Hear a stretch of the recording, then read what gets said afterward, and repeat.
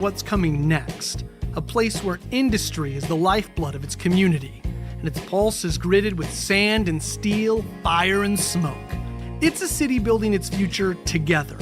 One business, one family, and one home at a time. This is a place for makers, doers, and dreamers. It's where the global marketplace meets hometown values, where Americana isn't just a tradition, it's a way of life. Here, your experience makes the difference. With access to railroads, major waterways, and 8 different highways, this is a place in motion, sending goods, services, and ideas not just across the state, but across the world. And when the work ends, the day's just beginning, with beaches like West Beach in the Indiana Dunes National Park, exciting hiking and biking trails like the Diana of the Dunes Dare or the BMX track, and local treasures and exciting festivals, you'll know you're in more than just a bedroom community. From veterans of foreign wars to hometown heroes, our diversity is our strength, and we forge our future with the same flame as our steel. Oh, there's a place in the Midwest that's calling you home. The best part of Portage is what's next. The best part of Portage is you. There's more for you in Indiana.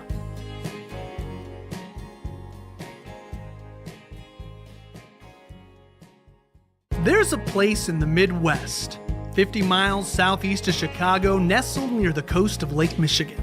It's a place driven by what's coming next, a place where industry is the lifeblood of its community, and its pulse is gritted with sand and steel, fire and smoke. It's a city building its future together, one business, one family, and one home at a time. This is a place for makers, doers, and dreamers. It's where the global marketplace meets hometown values, where Americana isn't just a tradition, it's a way of life. Here, your experience makes the difference. With access to railroads, major waterways, and 8 different highways, this is a place in motion, sending goods, services, and ideas not just across the state, but across the world. And when the work ends, the day's just beginning, with beaches like West Beach in the Indiana Dunes National Park, exciting hiking and biking trails like the Diana of the Dunes Dare or the BMX track, and local treasures and exciting festivals, you'll know you're in more than just a bedroom community. From veterans of foreign wars to hometown heroes, our diversity is our strength, and we forge our future with the same flame as our steel. Oh, there's a place in the Midwest that's calling you home. The best part of Portage is what's next. The best part of Portage is you. There's more for you in Indiana.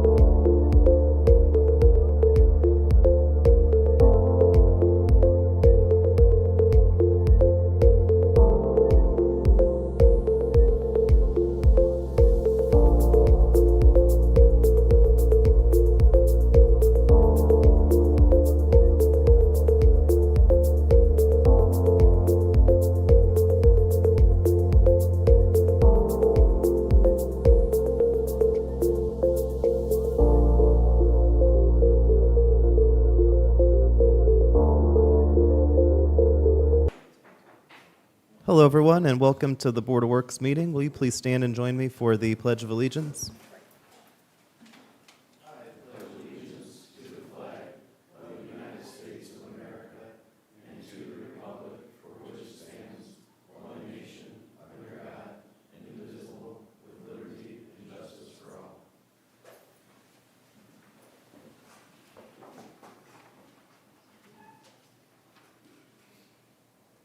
Can we do the roll call? Mayor Bonta, Here. Member Newell, Here. Member Lewis, Here. Member Farkas, Here. Member Miletta. Here.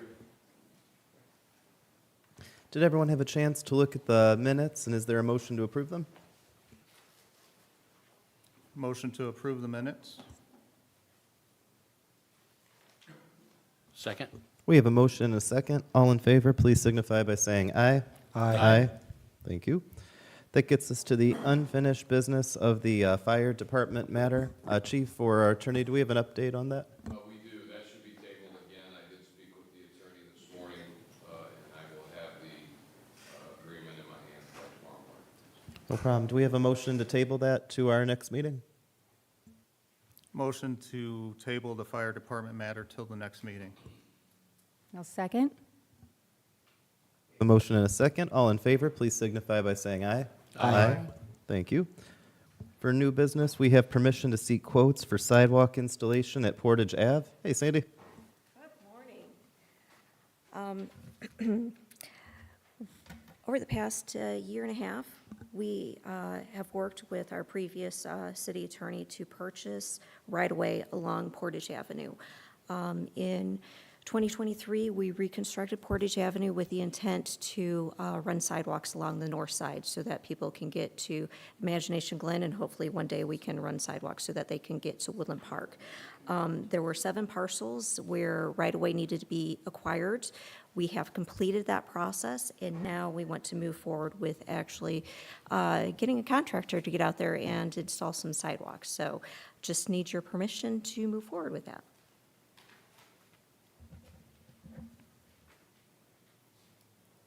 Make a motion that we allow permission to seek quotes for the sidewalks on Portage Avenue as requested by staff.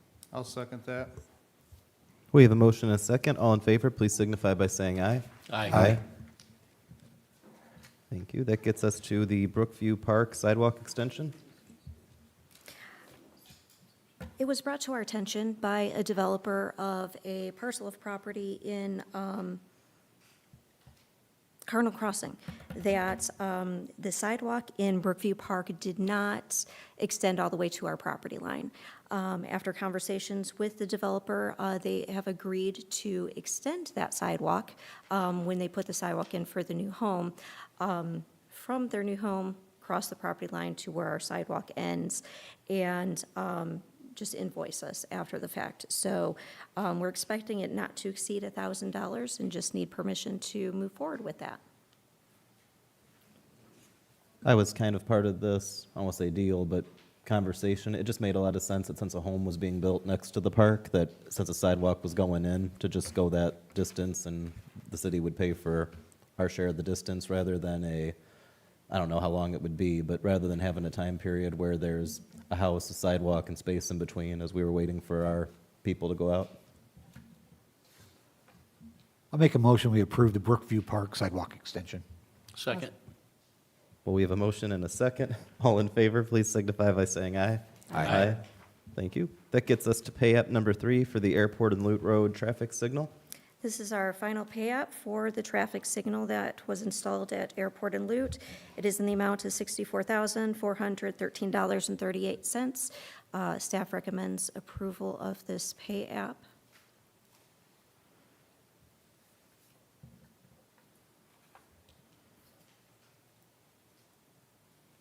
I'll make a motion to approve the pay app 3 airport and Loot Road traffic signal.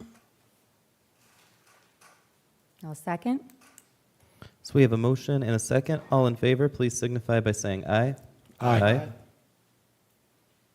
then that gets us to the sidewalk and curb waiver for 3064 May Street. Actually, we have a change order for that same project, the Airport and Loot traffic signal. Sorry, you missed that one. It is our final change order. It is just zeroing out the quantities. It is an increase in the contract amount of $17,138.11. Staff recommends that we approve this. The reason for the increase was we extended sidewalk across Loot Road, across the parcel that we now own at the northwest corner, and we had to do some more work with striping than anticipated, trying to get the school buses around that those tight radiuses at the intersection. So we had to do a lot more removal of existing striping and placement of new striping. So there's an increase of $17,138.11. I'll make a motion, we approve the change order for Luton Airport, the amount of $17,138.11. I'll second. We have a motion and a second. All in favor, please signify by saying aye. Aye. And I apologize for being distracted. It's fine. Yeah. So we actually now have the curb walk, sidewalk waiver for 3064 May. So this was dropped off by a developer of the parcel. It's an infill lot that just had a new home constructed on it. I believe that they installed sidewalks, and so the waiver is just for curbs, and the dollar calculation was prepared by the Department of Planning and Community Development. Off the top of my head, I don't have it in front of me, so I don't know what that was.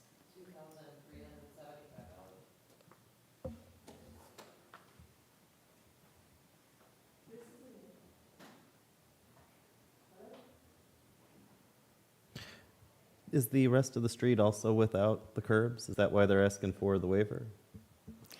I believe this section of May Street does not have curbs, correct?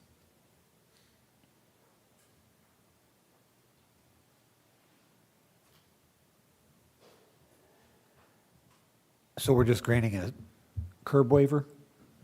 Am I understanding that right? Correct, yes. They had sidewalks across the property, they removed them and placed new ones with the construction of the home. But since there isn't curb along the street, they're requesting for the waiver. I'll make a motion, we grant the curb waiver for 3064 May Street in the amount of $2,375. I'll second. We have a motion and a second. All in favor, please signify by saying aye. Aye.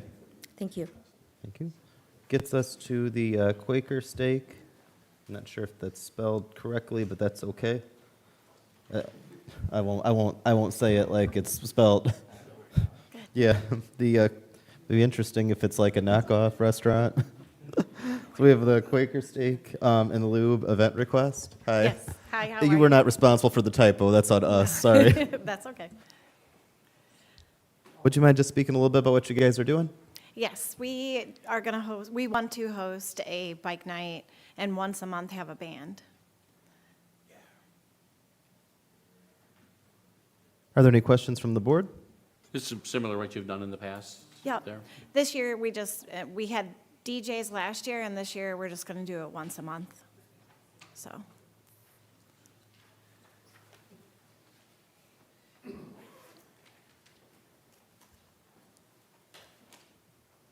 I'll make a motion to approve the bike night for Quaker Steak, Oil and Lube once a month.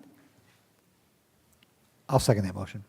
We have a motion and a second. All in favor, please signify by saying aye. Aye. Thank you. Congratulations. thank you. Thank you. That gets us to Fab Fit Queens event request. Someone here to speak on that?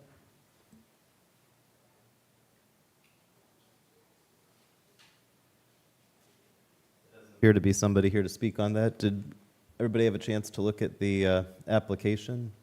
Sometimes when there's an event and the person who's running it's not here, sometimes it's simple enough to be approved. Other times we might want to wait. So I wasn't sure which type this might be. I don't think they're asking for us to block off any roads, are they? They haven't reached out to you guys on the police side? Without somebody here, knowing that it would need your guys' review, I would say it's probably best to table this then, at least till the next meeting, and then see if they come for that one. The event is scheduled for May 17th. Oh, shoot.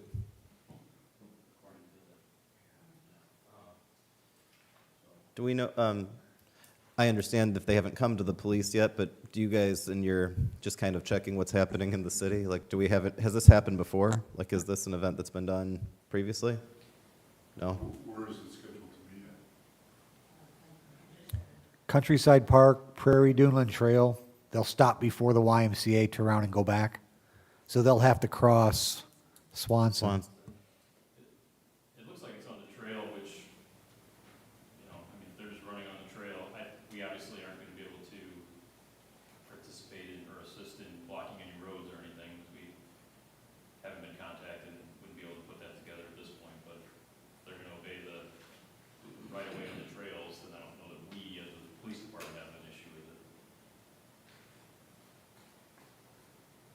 What would be our, if they're not requesting, and we don't know because they're not here, but I mean, simply put, if they're not seeking for the road to be closed or something, I mean, they could have an event, and as Mike said, they're just following the rules of the road if they're stopping at the cross. Is that correct? Yeah, I don't have any concerns with it. There's lots of events on the trails. I don't think the police typically block off roads. I guess what I was wondering, is it better for us to just let this be or table this, knowing that it doesn't appear that what they're asking for, I don't mean to say it doesn't require Board of Works approval, but unless there's something in the application that specifically requires Board of Works, I wondered if it's safer for us to let it be? Or, Tom, do you have an idea? I would maybe recommend pending staff contact, and if any issues arise after we contact that person, then we, Would that be satisfactory for the police as well? Just if we were to state that we give like a contingent approval on, I'd like the term staff contact, you know, basically as long as no red flag turns up? I don't want to hold it up or anything, so. I'll make a motion, we approve the Fab Fit Queens event on May 17th, contingent upon the fact that we don't find any red flags when we personally talk to them. I'll second. We have a motion and a second. All in favor? Please say aye. Aye. I think that passed. That gets us to the Burgess Concessions event request. It was going to get really weird if like a bunch of people weren't showing up, so thank you for coming up. Yeah. You're very welcome.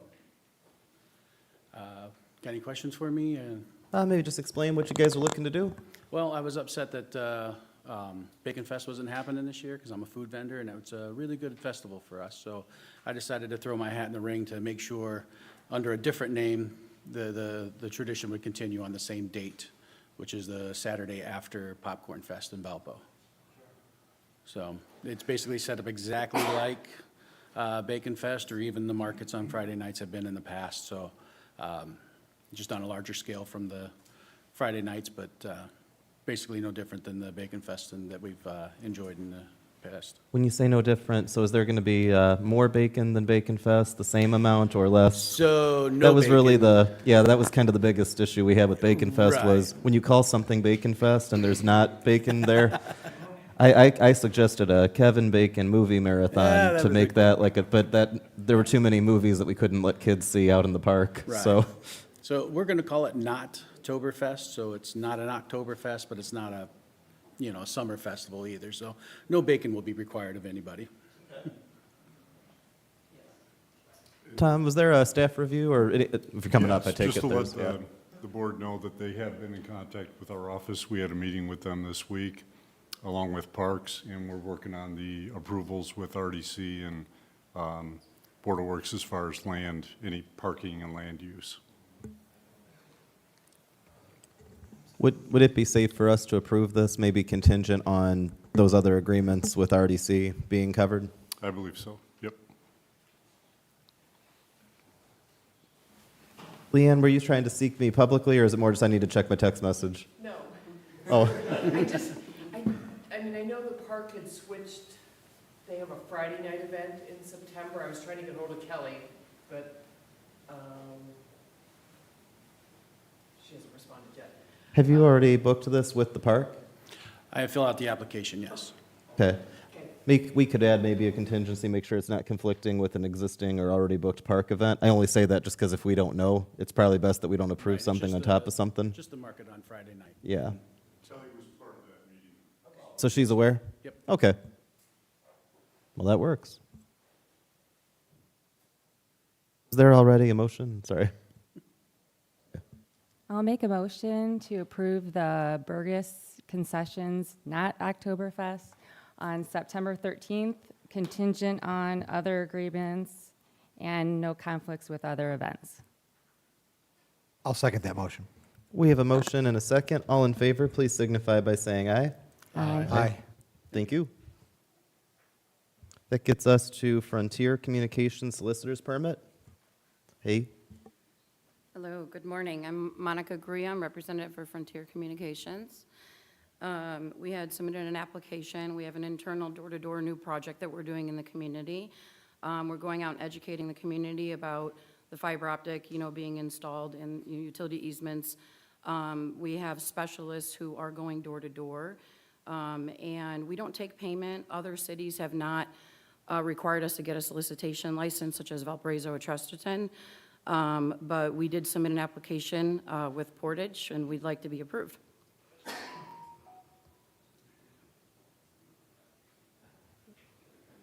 Are there any questions from the board? No background checks from the police yet? I mean, to be consistent, we've kind of gotten away from allowing the door-to-door solicitation by companies like this. I mean, these days, you get a lot of complaints about that, and I know for myself personally, I don't like it, and so I would not be in support of that. Yeah, I guess for me, the simple matter of it is that if you're going to be going door to door, knocking on people, and I understand that you're not asking for money at the door, but I mean, it's still a for-profit company. I just feel that there's other avenues to advertise for this sort of thing. I mean, we have a market on the square. We have other events in the community if you want to have informational. I'm sure that Frontier as a company has an advertising budget. I just don't know if going door to door is really necessary for a company like this. I would like And to. we actually turned down a competitor earlier to do this too, so again, to Yeah. remain consistent with that. I would like to just express a little bit about the differences, because I think a lot of the complaints come from 1099 employees at other contractors. All of the employees that work for Frontier are W-2 employees. They are trained specialists, so they're actually out educating the community. So when you have an experience with one of our representatives, it's very different than other door-to-door knocking programs. All of our employees have went through a Social Security trace. Frontier, Communications has attested to them going under background checks as well as U.S. identity verification, past 10 years county criminal, as well as past 7 years statewide criminal and past 7 years federal criminal, as well as all of the other drug testing, driver's records, DOJ, sex offender search, drug and health test, employment, education, and past 7 years of address history. We're just unable to provide those background checks due to the law. I think Attorney can attest that companies, it would be a breach of confidential information to provide that.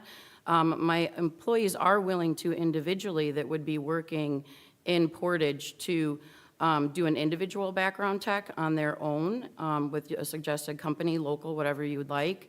But I really do feel that the value in the community, and I can say this because we just started this program in August, and to be out in the community and the other communities as well, we've been perceived so well. We haven't had any negative things since August of last year that we've started this, because of the value that we bring in the community, knowing that they're going to have a local representative and have that grassroots face-to-face relationship now.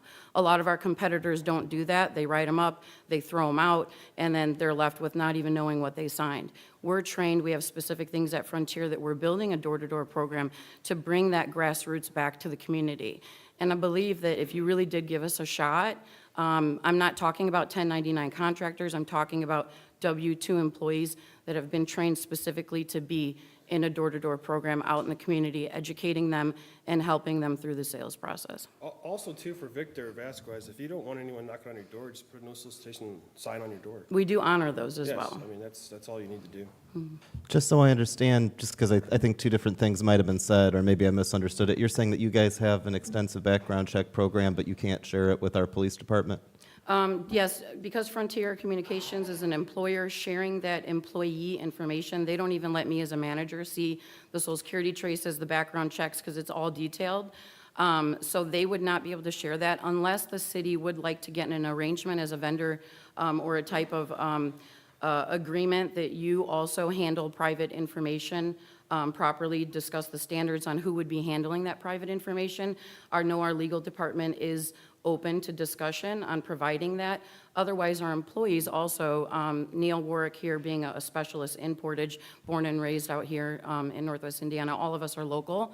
I think it's going to really, really bring a local tune to the community, not an 800 number, and also the fact that they are willing to get a background check. They're willing to go through even, so like Hobart has us go through the police department and they run it.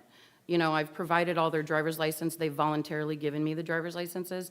I think the biggest thing is just Frontier can't be the one to give the background check, but all my employees are willing to go through, you know, police department, Portage Police Department, will pay for it, whatever you need. I'm just really asking for a shot because I know that this program works, and it's been very successful in the community for members not feeling like they're just an 800 number. So I mean, so we're asking though, if I, for example, if I want to do a background check with the police, my own individual background check, will I be able to get a solicitor's license? I guess what I'm asking though, you're saying that if you personally wanted to do a personal background check with the police, Yes. would you be able to get a solicitor's license that then, depending on what company you're working for, you could go door to door? Well, I mean, I don't believe so, because I think we want it associated with a particular company if we were ever to do that. So I mean, we would obviously write. I don't think I'm being crazy for saying that. Well, Hobart just, basically what we do is we fill the application out, it goes together. They have their driver's license, and at Hobart, they each fill out a piece of paper where they go, and then they run that at the police department. They clear them or not clear them. Lake Station too. And also is Lake Station, Ogden Dunes, as well as Westville. Valparaiso and Chesterton has saw the value of this program because they also, you know, feel your pain on what you said about, you know, I don't like the door-to-door knocking programs. A lot of times, these 1099 contractors go out there and really ruin it for the community. They're not respectful. They don't respect the no solicitation signs and everything like that.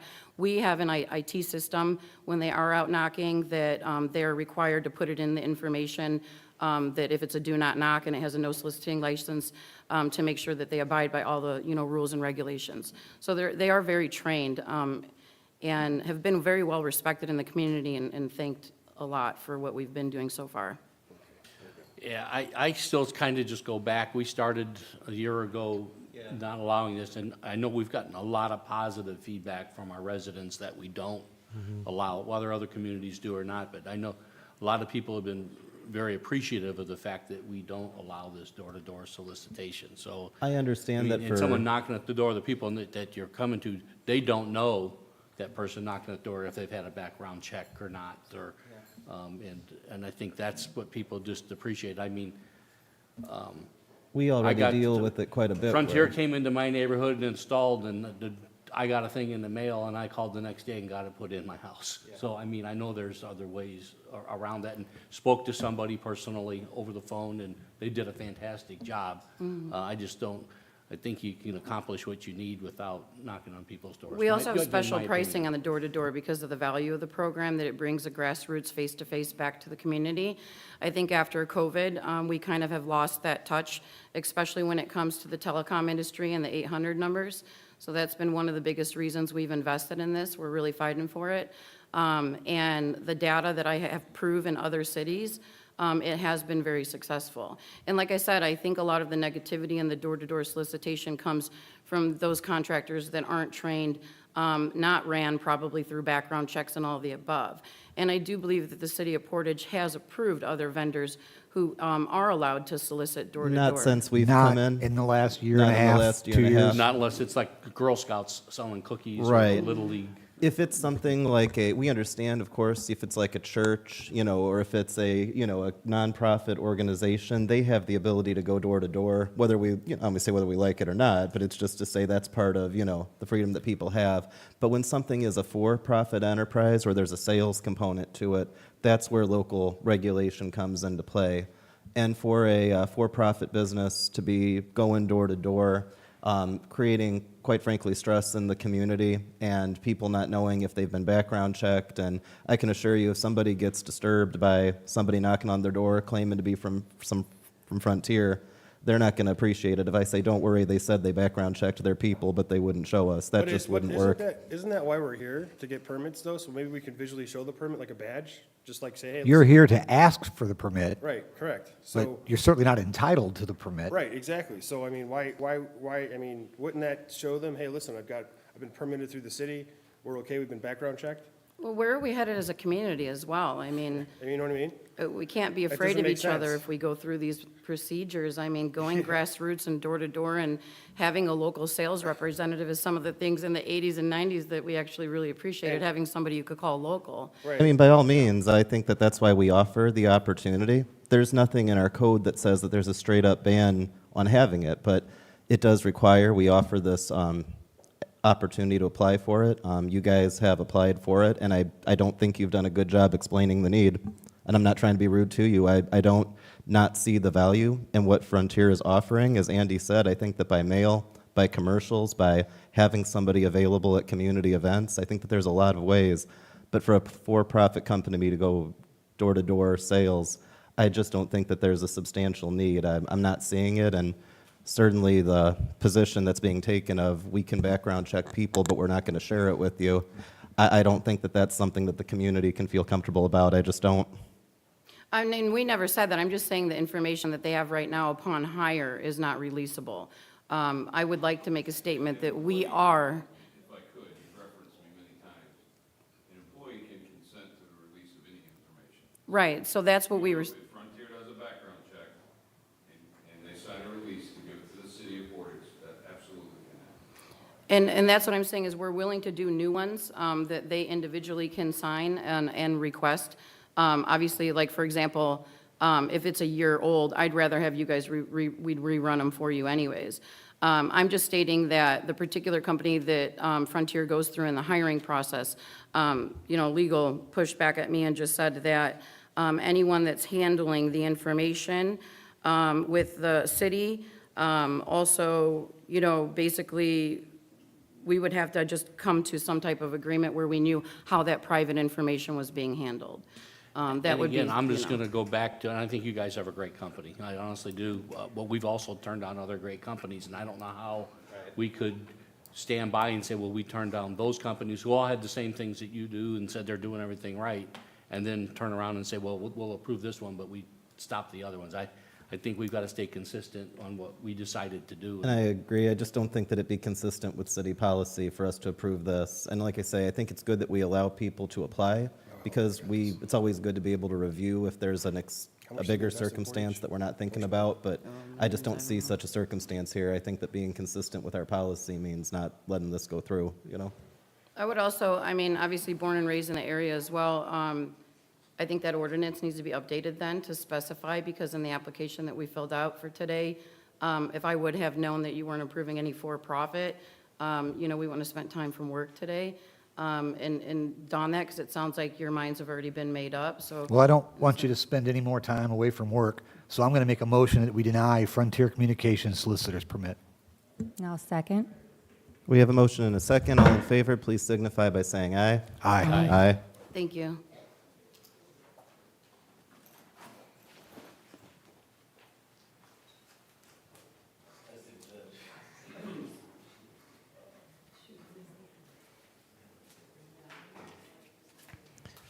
Let's see.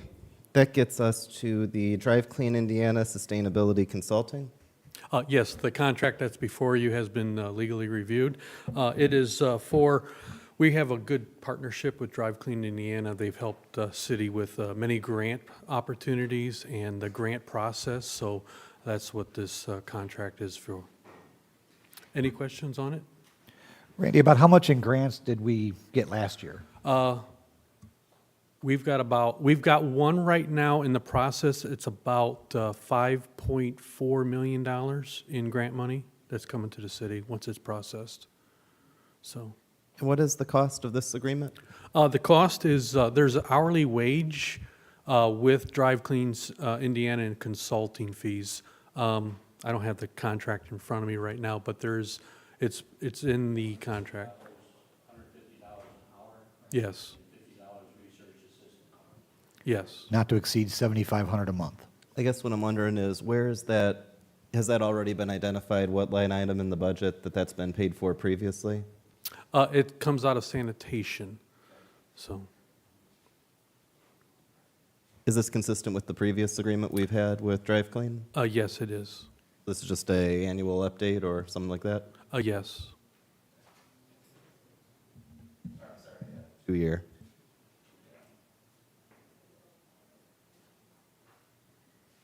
My big thing is just always making sure that we can budget it, for what we're doing, And again, Yes. it's.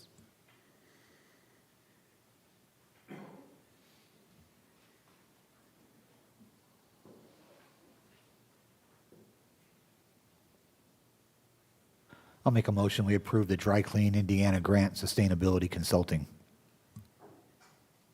I'll second that. We have a motion and a second. All in favor, please signify by saying aye. Aye. Thank you. That gets us to the American Fidelity Service Agreement. Sorry. Hey, Ken, did you have a chance to review that other service agreement? Yes. Okay.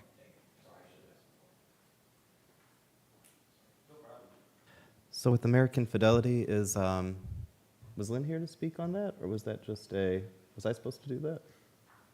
I'm looking for Leanne, she's not here either, so, sorry.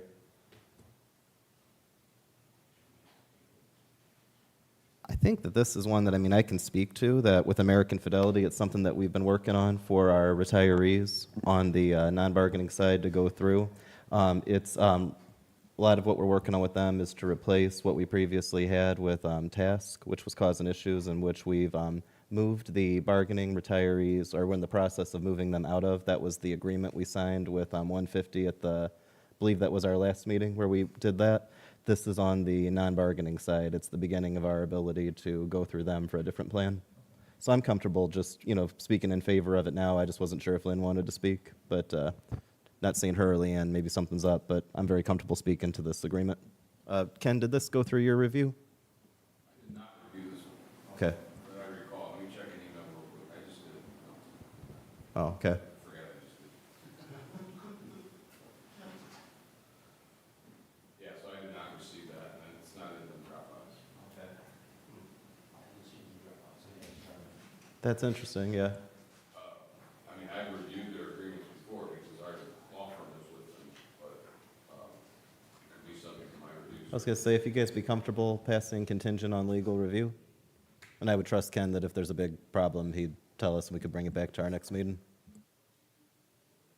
I'll make a motion, we approve the American Fidelity Service Agreement contingent upon review with our attorney. I'll second. All in favor, please signify by saying aye. Aye. That gets us to the bulk item appeals. We have 384 Mulberry. Yes, before you is bulk, I don't know if, I'll ask the crowd here, 5384 Mulberry, anyone from 5384? Oh, okay. They are not here, but since they're not here, everything was done according to our policies and procedures and picking up bulk items, and especially this one. So I'm recommending the board to uphold the charge of $40. Any questions from the board? And if there's not, is there a motion?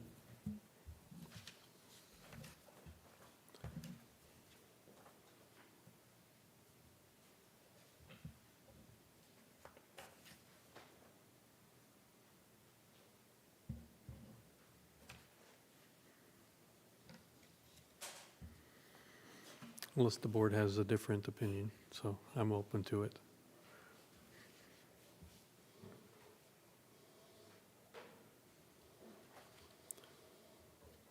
We've never had an issue with this one in the past, so if the board would want to overturn this, I'm fine with that also. I'm actually going to make a motion that we grant the appeal on this one, if it's just one box sitting next to it. Okay. She did mention she has some back surgery. I'll second. So we have a motion and a second. All in favor, please signify by saying aye. Aye. All right. That gets us to 6194 Robbins Road. Okay, Is there any- 6194 Robbins here? No, they're not here. There was a bathroom vanity out at the curb that we picked up on April 17th. So, and then a $40 charge was applied. So my recommendation in this one is to uphold the charge. I'll make a motion, we uphold this one. I'll second that. We have a motion and a second. All in favor, please signify by saying aye. Aye. And then that gets us to 3118 Woodbine. Is Yeah. there anyone here to speak for, come There on is up. someone here, so. If you'd like to come up. Approach to the table? You could come up there where Randy is if you want to switch, or you can come to the table if that works. And if you go to the table, you don't have to push the button. It's on automatically. Okay. Hi. Good morning. I I had my stuff out there on Amnesty Day, but my neighbor was having his 2 oak trees cut down in the backyard, and there was like 4 or 5 trucks out there in the road.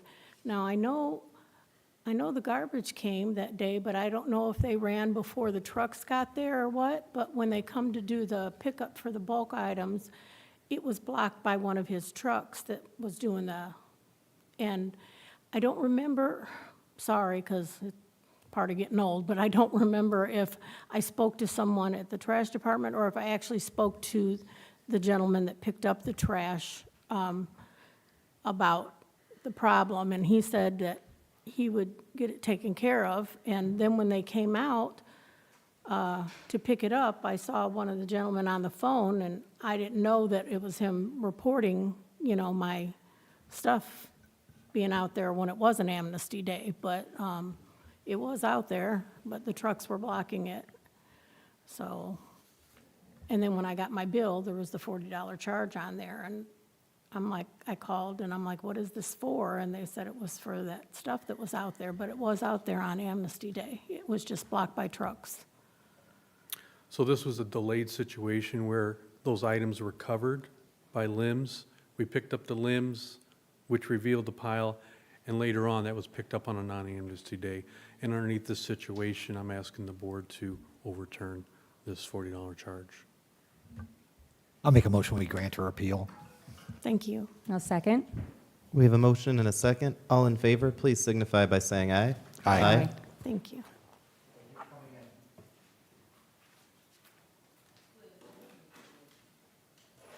That gets us to the claims. Did everyone have a chance to look at the claims, and were there any questions?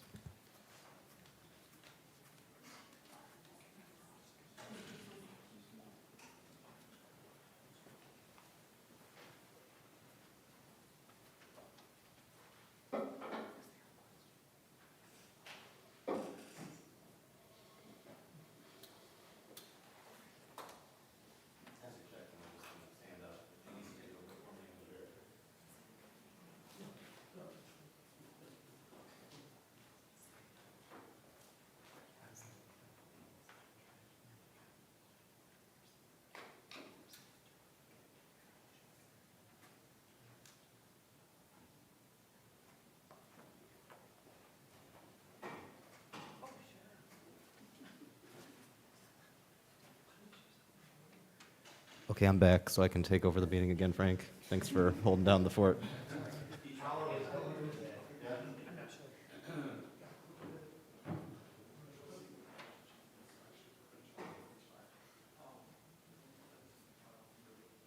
I'll make a motion we approve the claims in the amount of $1,866,580.99.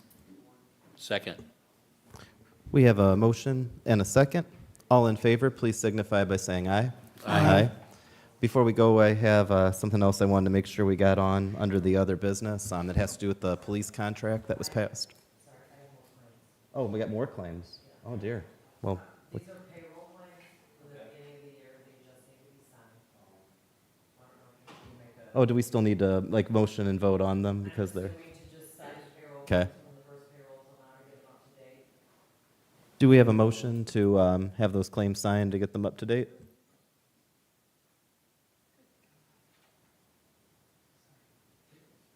Can we just approve one motion for all of them, or do we have to go month by month?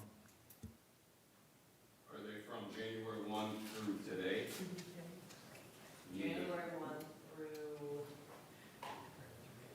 would have been the last payroll, so, yeah, April 22nd. So yeah, now that we've identified specifically, you can do one motion. I'll make a motion we approve the monthly payroll reports from the beginning of the year till April 22nd. I'll second.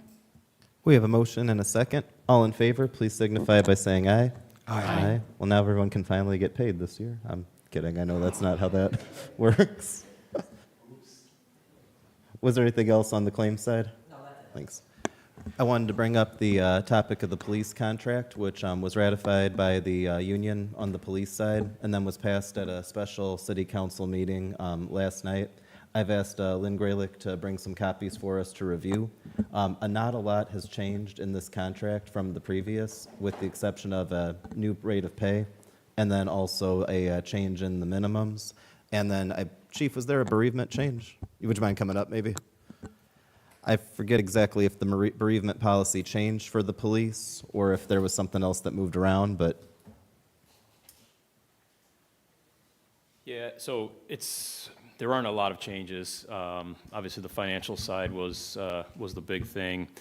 I think there were a couple things where we aligned ourselves with some of the other contracts. There might have been a couple word changes in bereavement. The two big things that I think benefit us, other than the pay side, are the raising the minimum staffing levels from 6 to 7. So basically what that means is under our current contract, we're only required to have 6 officers working on a shift. Sometimes that's not enough. You think about how big the city has gotten, how busy we are, and how many people are coming into the city. Probably needs to even be higher than that, but in this contract, we've moved to go from 6 to 7 so that there'll always be 7 working. I mean, in a perfect world, we should have plenty more out there, but we don't have the size of a police department to increase it much more than that. So that's one of the big things that's in there. Another thing is bringing over some vacation time for lateral transfers. So if somebody's a certified police officer at another department and comes over, they will be entitled to some vacation depending on how long they worked at another department. So our last contract, we put in a lateral pay scale to attract officers from other departments, and now this will be bringing them some more benefits as far as vacation time. So, and again, that would only happen if we had a lateral move with somebody that was, fit the bill. But it's tough to attract officers from other places when you're completely starting from scratch, as you can imagine. So those are probably the two biggest things. Like I said, I think there was a little bit of word change is in there and a couple policies, but nothing major that I can think of. it's a little unique because some of the other contracts that were negotiated made some pretty significant changes on things like the time off, such as going from a vacation and sick day, policy to a straight, PTO policy. For, I would say maybe organizational reasons, it's better to keep the police department with sick and vacation time as the setup. I think that's your position, or is fair to say, Chief, or? Yeah, so with our minimum staffing levels, we can't drop obviously below whatever that is. So, if there's 6 people working, let's say the old contract, there's 6 people working, and you decide to wake up this morning and you don't want to come in, and you're one of those 6, you're out of luck unless you're sick. So we had concerns with going to a PTO model, because if I have a whole crew that decides it's a sunny day and they don't want to come in today, that's going to cost me some money, or cost the city some money. So I think we're in a unique situation because of, we're working 24 hours a day, we're working 3 shifts, and we've got a minimum staffing level that we cannot drop below. Otherwise, we could potentially put the city in an emergency crisis. I don't think that system works for us where maybe it does with the other departments. So we were able to kind of talk through that on the city side and explain why that's probably not the best decision for us. So we kind of just are staying with what we've got. And I brought that with me to the negotiation side. With the bereavement change, that was a process for everybody, because up until, we still have a couple other contracts that got to get, finished up in the city, but with the goal with bereavement is to reach a point where it's the same policy across the city and across contracts. I used the example of a brother and a sister working in 2 departments. If the same relative passes, we don't want to be in a position where they get different days for the same, relative, things like that. And then I believe, Chief, there was also something that came with this that I don't know if it's unique to us, but I think that we all see the benefit, where it set up the structure of how much you make based on your rank, and there's a set percentage that goes up. Yeah, thanks for reminding me. If you watched the council meeting last night, I kept trying to sneak away, and they kept calling me back up. So I kind of, it's all a blur now after that couple hours last night.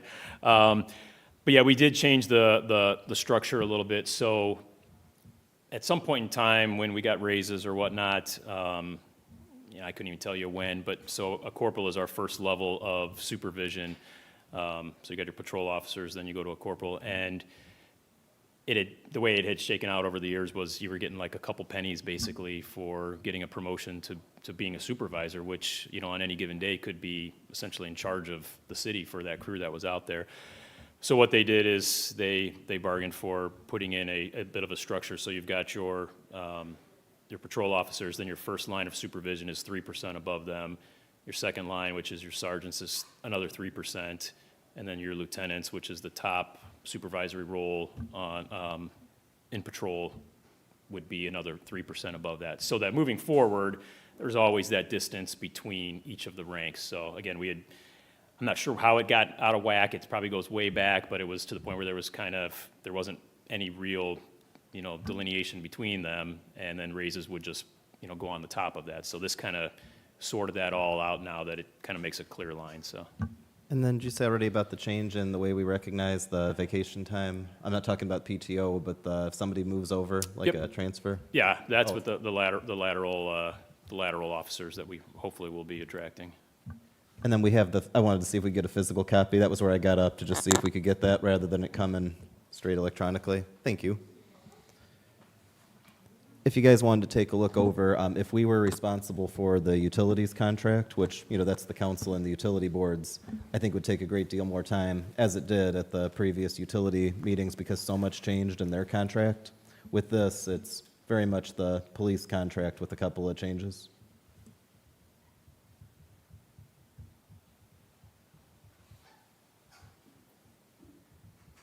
I think the key thing is that from a fiscal standpoint, City Council last night voted to approve this on their end, which is a financial commitment to meet it. To put it simply, the amount that was negotiated did not reflect the 2025 budget, which a lot of times our contracts don't, but the council voting for it is their statement that they're prioritizing making the financial end work, you know, even if that means prioritizing other financial matters that were previously set in the budget. But that's why a budget's a living document.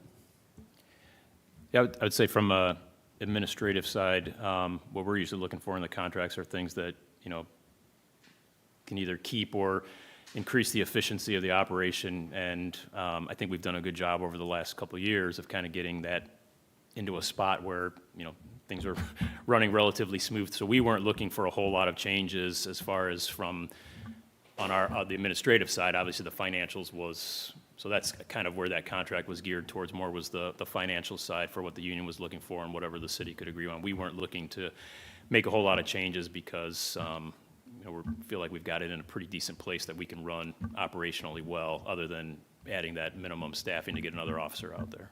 And even the minimum staffing, if anyone's watching the meeting saying, wait a second, we're talking about going from 6 to 7, not to call any other, you know, cities out, but I mean, the minimum tends to be, people are sometimes surprised to find out what their town's minimum is when they know it, you know? Is that fair to say? Yeah. Yes. Some places don't have a hard minimum either, so when they get to a certain point, I'm not sure what they do, but that's not something we want to do here. We want to have an exact hard minimum, and I think it was the right thing to do to increase it. If it makes you feel better, Chief, people are always telling me, and some of them are really happy about it, some aren't, but they always seem to think that Portage police are everywhere at all times. And like I say, I think the majority of people like that. I certainly do like that feeling, but it's interesting. Whenever people complain we've got too many cops, or if someone complains that our, you know, cops are always, you know, pulling people over, I just tend to look them up on my case and see all the parking or the speeding tickets they got, and I'm like, oh, well, that might explain it. Well, that opens the other door to the, you know, which isn't a change in here, but the take-home car policy. The more police cars you see driving around, sometimes they're working, sometimes they're not. You know, that's your risk if you want to do something dumb in front of one and find out if they're working or not. But and obviously they respond to things off duty, and you know, if there's something that occurs in front of them. But that's another strong case for that program, because as you say, it looks like there's many more of us out there than maybe are actually on duty. So. I was hoping maybe we'd add some of those scarecrow cars too, like that one. You got to see it when you're coming into town. Is it still there on I forget what Lenberg Road turns into once you cross 149, and it, you know, you're heading towards like Chesterton High School. There was like an old cop car that was like for sale over there forever, and Yep. for the life of me, I always forget it's there. And not that I'm speeding in other towns, but you know, you see it, I'm like, oh yeah, that's just that car that's been for sale for a while. I don't know if it's still there, but it's a cherished memory, I that thing think being you there. finally sold. I know exactly what you're talking about. We have ordinances against that now. Can't just park an empty car. So do we need to, as the board, what is exactly we need a motion to do? So we are the contracting entity of the city. So even though the city council has approved the contract, they voted on it on the fiscal side, we are still the contracting authority of the city. I believe historically, this has been, I don't want to call it a formality, because I think that quite frankly, you guys have the ability to, if anything's like an alarm, you know, to bring to your attention. But generally speaking, because there's such usually a strong fiscal component to these contracts, the council review tends to be the main one, but then we still do it so that we legally sign a contract. Is that fair to say, Ken? Very well said, yes. Usually I just ask if both sides do, have they agreed to this? If they have, then, you know, I'll make a motion, we approve it. Now, second? So we have a motion and a second. All in favor, please signify by saying aye. Aye. Well, thank you. Awesome, thank you. Anything else to bring before the board? And I apologize, JV, sometimes you were just the funniest guy in the world. I probably shouldn't have laughed earlier in the meeting, but man. Is there a motion to adjourn? I'll make a motion to adjourn. I'll second that motion. We have a motion and a second. All in favor, please signify by saying aye. Aye.